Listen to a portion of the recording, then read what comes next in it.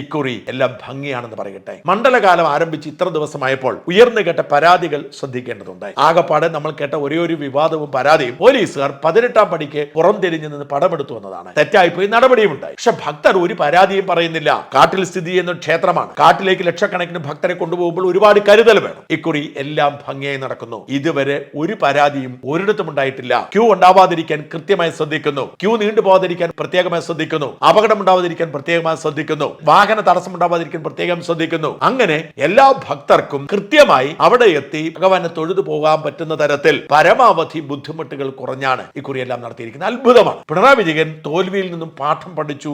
അതിന്റെ പ്രതിഫലനമാണോ എന്ന് സംശയിക്കേണ്ടിയിരിക്കുന്നു. ബോധപൂർവം അയ്യപ്പ ഭക്തരെ പ്രകോപിപ്പിച്ചിരുന്ന പിണറായിയുടെ സർക്കാർ കൃത്യമായ മുൻകരുതലോടെ വ്യക്തമായ നടപടികൾ എടുത്ത് പ്രശ്നപരിഹാരം ഉണ്ടാക്കി. ഇതുവരെ ഒരു പരാതിയും കാര്യമായിട്ട് അവിടെ ഉണ്ടായില്ല. ഞാൻ പലരോട് സംസാരിച്ചു. പോലീസിന്റെ പെരുമാറ്റം, പോലീസിന്റെ ഉത്തരവാദിത്തം അത്ഭുതകരമാണ്. മുഴുവൻ കോർഡിനേഷൻ നടത്തുന്നത് ADGP ശ്രീജിത്താണ്. ശ്രീജിത്ത് സകല ഡിപ്പാർട്ട്മെന്റുകളോടും ഒരുമിപ്പിച്ച് സകല ഉദ്യോഗസ്ഥന്മാരെയും ഒരുമിപ്പിച്ച് ഭഗവാന്റെ അനുഗ്രഹത്തോടുകൂടി എല്ലാം ഭംഗിയാക്കി നടത്തുന്നു. ഒരു പരാതിയും ഉണ്ടാവാതെ. ഞാൻ ചില ഉദ്യോഗസ്ഥന്മാരോട് ചോദിച്ചു നോക്കി, എന്തുകൊണ്ടാണ് ഇക്കുറി പരാതിയില്ലാതെ നടത്താൻ കഴിയുന്നത്? അവർ പറഞ്ഞു, ഒരേ ഒരു ഉത്തരമേ ഉള്ളൂ. ഇക്കുറി ഒരു കൊച്ചുകുട്ടി അഭിപ്രായം പറഞ്ഞാൽ പോലും അത് പരിഗണിക്കും. ഭക്തരുടെ അഭിപ്രായത്തിനാണ് പരിഗണന കൊടുത്തത്. എവിടെ എന്ത് പരാതി ഉണ്ടെങ്കിലും ആ പരാതി കേൾക്കാൻ സംവിധാനമുണ്ടാക്കി, ആ പരാതിക്ക് പരിഹാരം ഉണ്ടാക്കാൻ സംവിധാനമുണ്ടാക്കി.